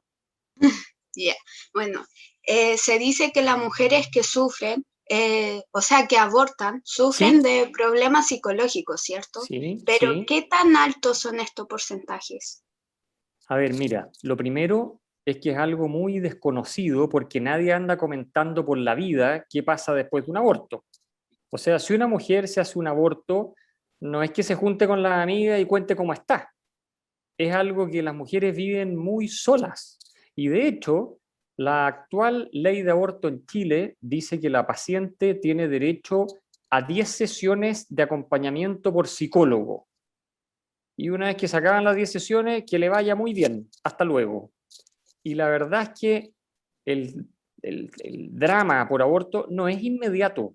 Cuando tú tienes una paciente con un aborto legal o ilegal, la gran mayoría de ellas en los meses cercanos al aborto, la verdad es que sienten como una liberación. O sea, si tú hablas con una paciente a los 3 meses de un aborto, legal o ilegal, le dice, ¿cómo está? Oh, no, sí, bien, por fin salí de esto. Y el tema viene a más largo plazo.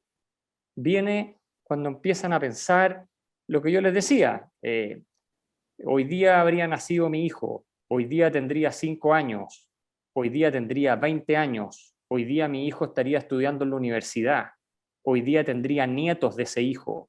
Y eso es lo que le queda dando vuelta, pero lo viven muy solas. Y eso está estudiado en varias fundaciones que acogen a mujeres post-aborto, que dan bote de un lugar a otro, donde nadie las recibe porque, bueno, porque están muy mal, porque son un problema médico. Uno dice, bueno, ¿y qué hago con esta señora así? Tiene todo su rollo del aborto y lo van a tener de por vida. Ahora, como te digo, no es un tema de conversación.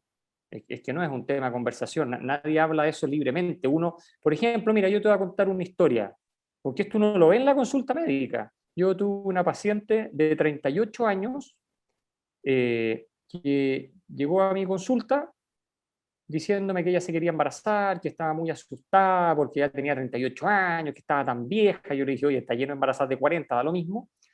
Y yo le digo, bueno, ¿y tú tienes más hijos? Y se quiebra y se pone a llorar así, pero a mares. Dice, sí, no, yo tuve un hijo. Uy, ¿qué le pasó?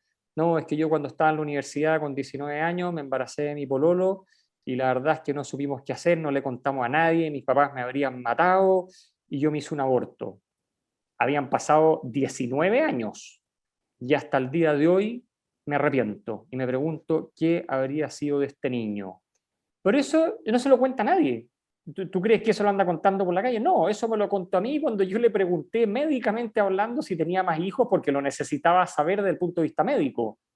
Pero si yo no se lo hubiera preguntado, a lo mejor tampoco me lo habría contado. Son cosas que salen dentro de una conversación. O tuve otra paciente que tuvo un embarazo gemelar que anduvo muy bien y cuando nacieron los niños que fueron un poco prematuros, uno de los niños estuvo a punto de morir, estuvo muy grave por la prematurez, ¿ya? Y ella me contó que este era su primer embarazo. Todo el tiempo me dijo, no, mi primer embarazo, mi primer embarazo, mi primer embarazo. Y cuando el niño estuvo a punto de morir, ella un día, estando hospitalizada, me dice, yo no puedo pasar por esto de nuevo. Y yo le dije, ¿de qué me está hablando? No entiendo. No, doctor, es que yo no le conté algo. ¿Qué cosa? No, es que es algo que yo la verdad tenía borrado de mi vida, pero es que sabe que yo tuve un hijo. Y yo le digo, ¿cómo no me habías dicho nunca eso? No, es que es un episodio que yo decidí borrarlo de mi vida, no quiero hablar de eso. ¿Y qué pasó con ese hijo? Bueno, es que se murió. ¿Pero de qué murió? Porque claro, uno como médico le interesa saber si tenía una malformación, no sé, cuál era el motivo. Y me dice, no, es que bueno, se murió porque yo quise que muriera. Y no la saqué mucho más de ahí, pero es evidente que estamos hablando de un aborto. Alguien que te dice eso y había sido también 15 años antes. Pero ella lo tenía bloqueado, o sea, a ella revivió todo eso cuando vio que tenía otro hijo que tenía riesgo de morir por prematuro. Y me dijo, yo no puedo tolerar esto de nuevo. O sea, en el fondo, yo soy el responsable de la muerte de un hijo, por favor que no se muera el otro, porque yo no puedo con esto. Pero nunca lo supe. Y si ese niño hubiera andado bien, nunca me lo habría contado. Entonces es una pena que viven solas, y esa es la realidad. Yo he visto eso tanto tiempo, son 25 años escuchando historias de pacientes con abortos porque fueron abandonadas, y esa es la verdad. El aborto es porque una mujer es abandonada por todos y no ve otra salida.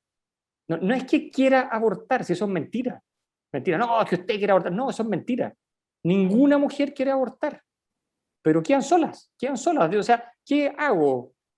Vivo, no sé, por ejemplo, qué sé yo, ustedes, soy de Temuco, mis papás hicieron un esfuerzo enorme para que yo estudie en Santiago. Me embaracé en tercer año de una carrera. ¿Qué hago? ¿Cómo le cuento a mi familia esto con todo el esfuerzo que están haciendo? Y mi pololo dijo, no, tú ahí ve lo que hagas, yo te voy a apoyar. Y el pololo va a desaparecer en 30 segundos, se lo doy por escrito. Y tú te haces un aborto. Nadie te apoyó, estabas sola, nunca nadie lo supo, no lo supieron tus papás y vas a cargar con eso, por años. Eso es lo que ocurre. ¿Mm? Eso es lo que ocurre. Aquí me están poniendo, me dicen si fue abusada y no quiere al bebé, que eso es violación. Bueno, aunque a ustedes les parezca increíble, lo que yo les voy a contar es realmente insólito y a mí me sorprende. ¿Eh? Hay dos instituciones grandes en Chile que atienden embarazos no deseados por múltiples circunstancias, entre ellas por violación. Yo trabajé en una de esas instituciones durante 10 años y atendí fueron más de 30, yo creo que cerca de 40 pacientes cuyos embarazos eran por violación, de todas las edades, ¿eh? Por violación de un cercano, por violación de un desconocido, por lo que fuera. Increíblemente, porque yo encuentro que esto ya es un acto casi heroico, la mitad de ellas se queda con el niño. Y uno dice, pero ¿cómo? O sea, esto me supera lo que yo podría esperar. La mitad de ellas se queda con el niño. Y la otra mitad no, y eso es súper comprensible. O sea, pedirle a una mujer que se quede con un hijo que fue gestado por una violación, yo creo que nadie está en condiciones de pedirlo, eso es durísimo. Pero apoyarla en todo lo que se pueda para que ese niño viva y esté con alguien que le pueda dar lo que esa mamá no le va a poder dar, porque yo entiendo que una mamá por violación no le pueda dar cariño a su hijo, yo lo entiendo perfectamente y no creo que nadie no lo va a entender. ¿Y qué dice uno? Ojalá que ese niño pueda nacer y alguna familia se encargará de él. Si hay una lista de gente pidiendo adoptar hijos, hay una lista de gente, un trámite largo, entonces uno dice, ojalá que ese niño tenga una oportunidad y que pueda ser adoptado. Yo les digo Steve Jobs, por decir a alguien que claro, ¿quién no conoce a Steve Jobs? Que creó todo lo que usamos, pero que te permitan vivir, eso. ¿Mm? ¿Qué otra pregunta? Nos quedaba Ignacia Oliva con la manito levantada. Bueno, y ahí vamos a tener que ir terminando, eso sí. Sí. Sí, Ignacia. Ya. ¿Por qué en algunos casos de mellizos o gemelos como que un embrión se come al otro? No. ¿Y qué pasa después? No es que un embrión se coma al otro, eso no es así. Hay un tipo de embarazo gemelar Mira, los gemelos pueden ser que tienen placentas aparte o que tienen una sola placenta para los dos. Cuando tienen la placenta aparte, cada niño anda por su lado, por así decirlo. Pero cuando tienen la placenta compartida, puede ocurrir que uno de los niños tenga como que le llega más sangre. Entonces, no es que se coma al otro, es que crece más que el otro, notablemente. Y el gemelo que es más chico puede morir por eso. Pero no es que el grande se lo coma, no es eso. Es que su pedazo de placenta le funciona mal y en la práctica se muere, porque ustedes tienen que pensar que los fetos comen a través de la placenta. Entonces, si la placenta no funciona, bueno, un niño muere en el útero. Y en el caso de los gemelos que comparten la placenta ocurre eso, que a veces uno es de tamaño normal y el otro es muy chiquitito y se muere. Eso es una de las enfermedades del embarazo.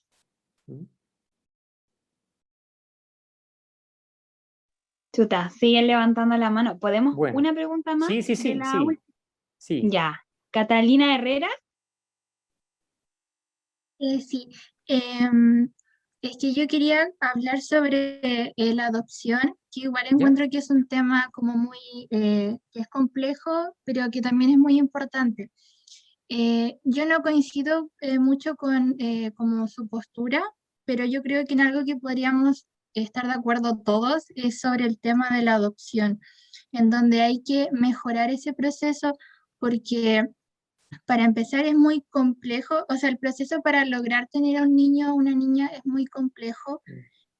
También hay como preferencias, como estos sí pueden, estos no, a pesar de que tengan como buena situación económica, sean buenos padres, por así decirlo.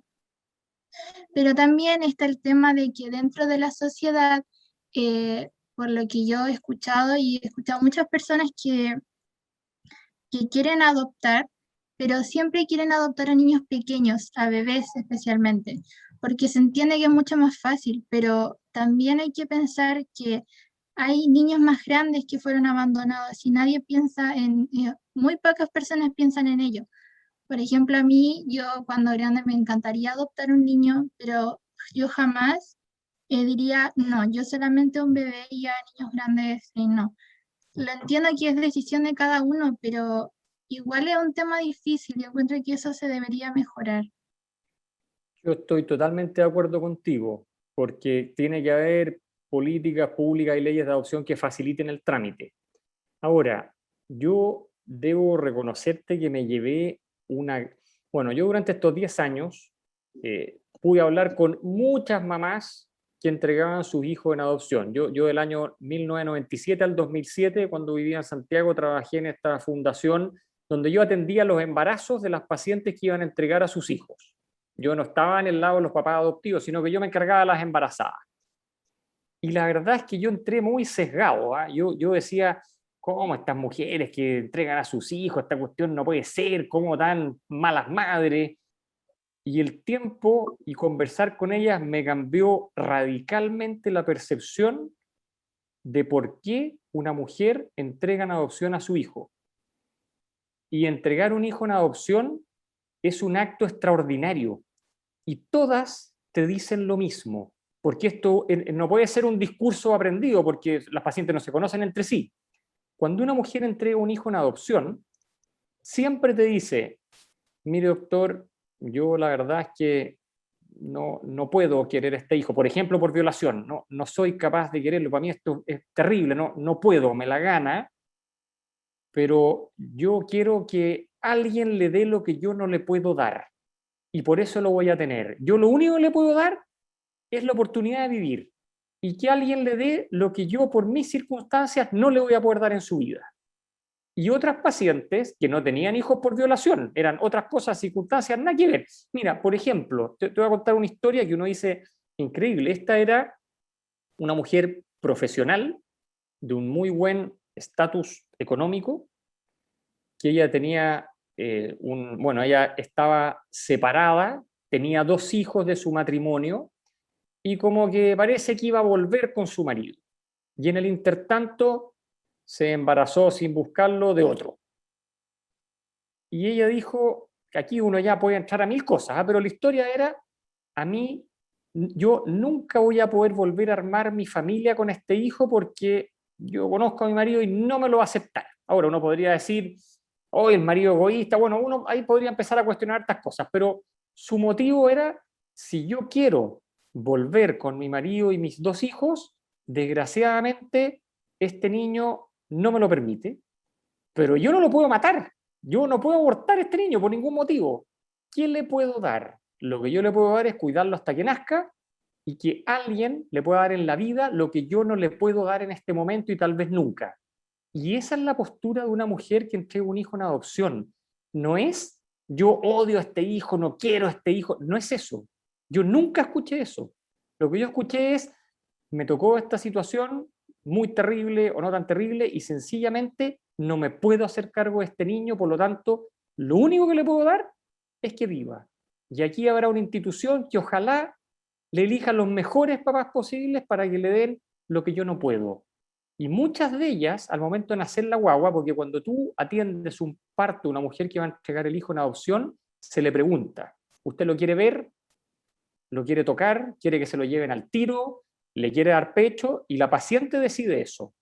Algunas dicen, no, no quiero ni que me lo muestren, porque si me lo muestran yo me voy a encariñar y no quiero. Y otras dicen, sí, lo quiero ver, quiero estar un ratito y que se lo lleven. Y bueno, de una u otra forma se despedían de ese niño y no dejan de ser madres por eso. Yo tuve una paciente que yo la seguí como por 7 años y todos los años me preguntaba, ¿y cómo estará la Paulinita? Ella le puso Paulina a su hija, yo no tengo idea cómo le pusieron los papás adoptivos.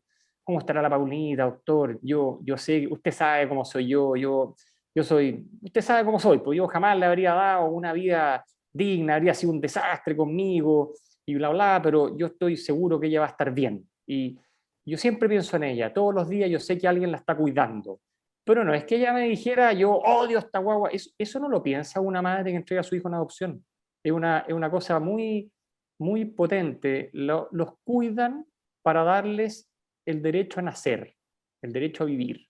Y lo entregan pensando en que alguien le va a dar algo mejor. O sea, imagínate lo que es eso. Piensa tú como mamá, sentir que no puedes y que lo tienes que entregar por eso. Es un acto, no sé, es casi heroico. Para mí era muy especial. A mí me cambió la percepción de las mujeres que entregan a sus hijos. Y encuentro que son mujeres extraordinarias, que lo que hacen es permitirle vivir a alguien pensando en quién le va a dar una expectativa de vida mejor. Eso. Y que claramente hay que mejorar las políticas de adopción sin ninguna duda. Totalmente de acuerdo. Eso.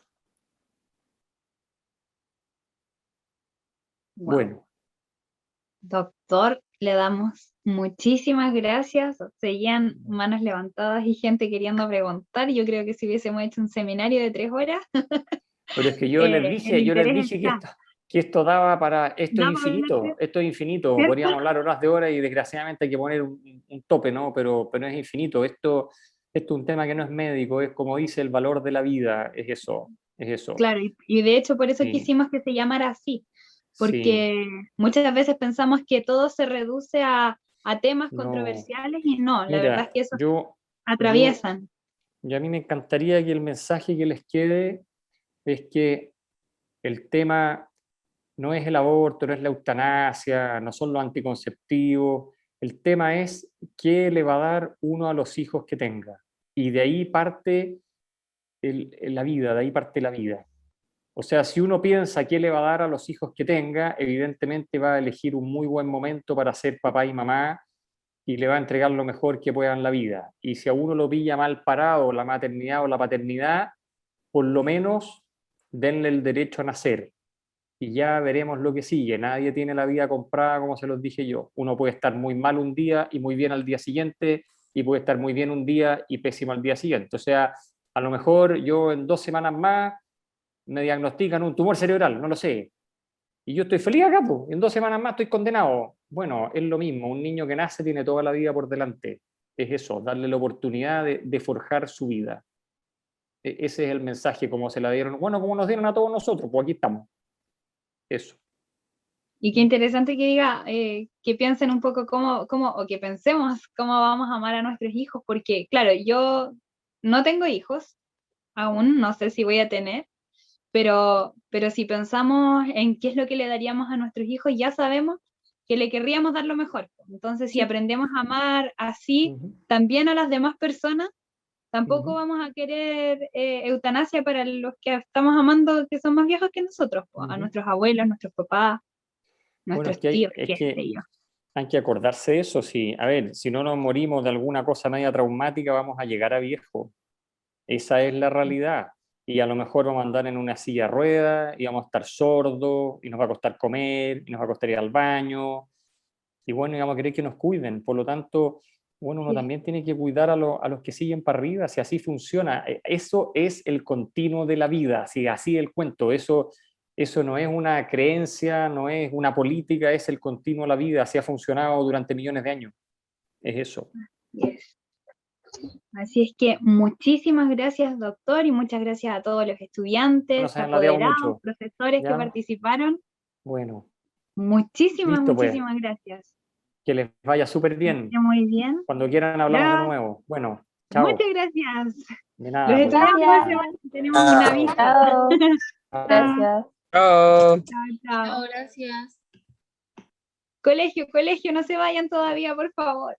Los que van quedando, quiero recordarles que ya vamos a tener el sábado nuestra vigilia de Pentecostés, ¿cierto? Fueron casi todos, pues, como son.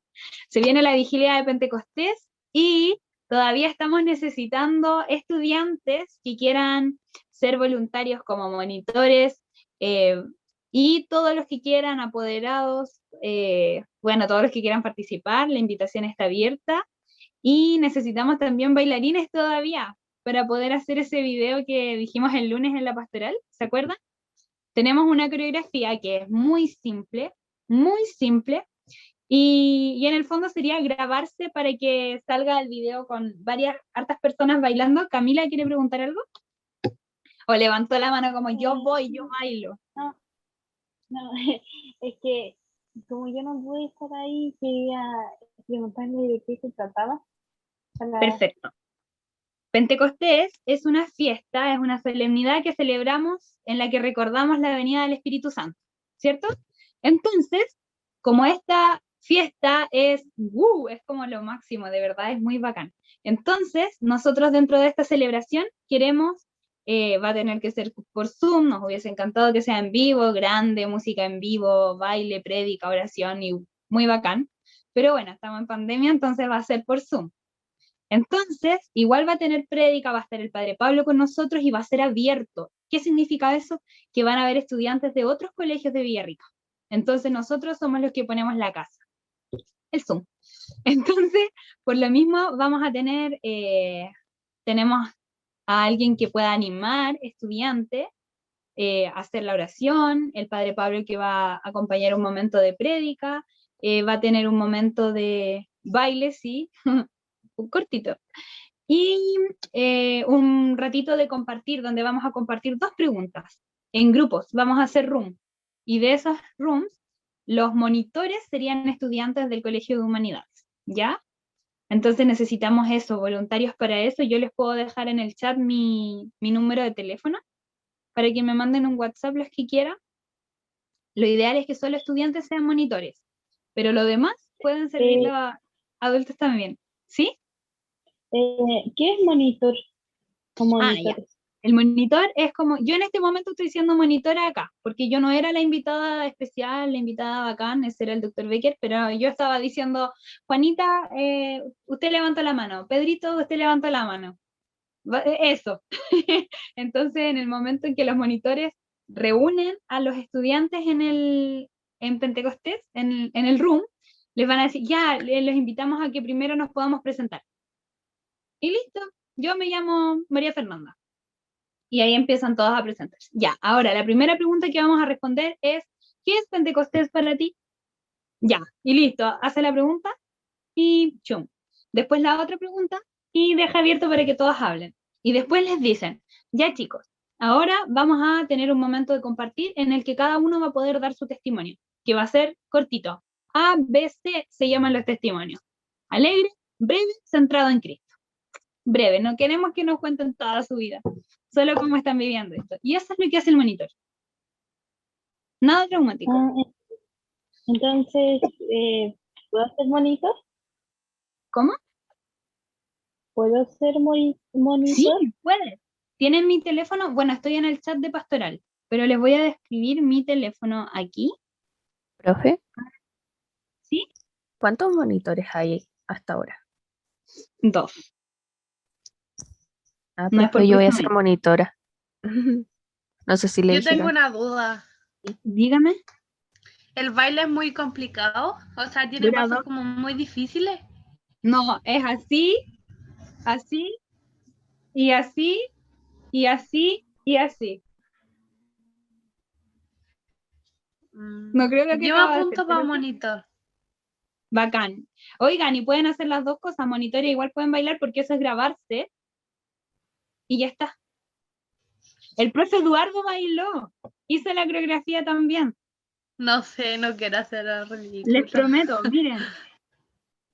Miren, yo les voy a mostrar. Él me pidió que bailara y yo le mandé eso a él. Ya, perdón, a lo mejor voy a bailar. Pero miren, ahí, les voy a mostrar. Esperen un cachito.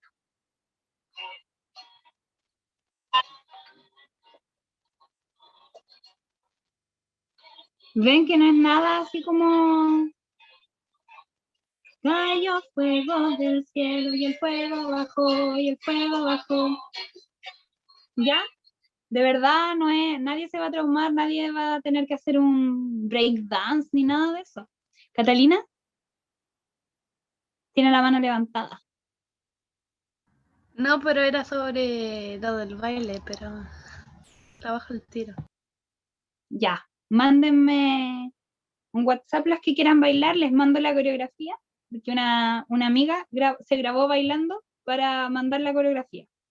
Y yo voy a grabar la canción, voy a armar el cuento, ¿ya? Y eso, po. No sé si hay más dudas. ¿Alguien? ¿Nada? Yo sí, es que los monitores, si como le van a mandar las preguntas que hay que hacer por el grupo. Lo que pasa es que lo ideal sería conversar con los monitores un ratito antes. Pero miren, nosotros no sabemos cuánta gente va a llegar a la vigilia. Si llegan 100 estudiantes y tenemos 10 monitores, van a haber grupos de 10. Si hay 20 estudiantes y 10 monitores, van a haber a lo mejor 2 monitores con 4 estudiantes más. ¿Se entiende? Vamos a ir regulando. Y en todas las rooms igual van a haber profesores. No hay problema con eso, solo que vamos a intentar que haya 1 o 2 monitores en cada room y que ninguna esté con 50 estudiantes, porque la idea es que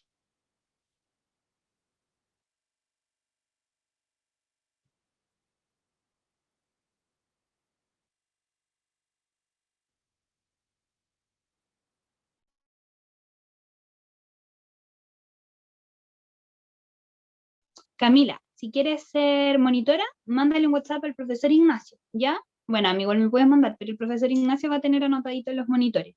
Yo estoy con los bailarines, con el profesor Eduardo y con música. Si es que alguno quisiera grabarse la voz, también puede ser. ¿Qué es monitor? Me preguntan. Ah, no estaba recién cuando expliqué. Es la persona que va a guiar el momento en grupo. Saludos. ¿Cuál es el teléfono del profesor para mandarle un WhatsApp? ¿Del profesor Ignacio? ¿Del que va con los monitores? ¿Del que tiene que ver con los monitores?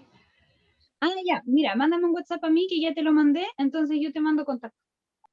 Hacemos así que más rápido, ¿ya? Para no perder. Dominique, lo mismo, si quieres mándame un WhatsApp y que en el chat está mi número y así terminamos esta reunión que estuvo fabulosa y no necesita ser más larga. ¿Les gustó, cierto? Fue buena, ¿no? ¿Sí? Sí, como que abren Sí. sí, ¿verdad? Bacán. Qué bueno, qué rico. Ya, pues entonces estamos hablando, se cuidan, se portan bien, duerman hasta tarde mañana, qué rico. El sábado nos encontramos en Pentecostés. ¿Ya? Eso, inviten a sus compañeros, a sus compañeras. Si hay alguno que quiera bailar, por favor, lo que más necesitamos son bailarines y monitores. Profe, yo hablé con el curso y nadie me ha hecho caso. No pescan ni en bajá. Pero Lisetti, tú puedes bailar también. Nah, yo prefiero estar en lectura, profe. Pero si no vas a leer y bailar a la vez. Son los que se encargan como de revisar los grupos. Ah, eso. Sí, acompañar los grupos, Dominica. Ignacia te explico más rapidito. ¿Ya? Fernandita, Fernandita. Sí. Pregunta. Dígame. Oye, espectacular hoy día, espectacular, a otro nivel. Goce. De hecho, no fui a otra reunión por estar en esta, o sea, lo siento, pero era demasiado importante para mí. ¿Hay algo que yo pueda mandar a mi curso para invitar? ¿Para invitar a la vigilia? Sí. Está la invitación en PDF. Le voy a mandar por WhatsApp la invitación. Por favor. Sí, se la mando al tiro. ¿Ya? Entonces yo ahí porque yo hablo con los delegados de mi curso y ahí voy invitando. Ya, perfecto. ¿Te parece? Glenny por favor.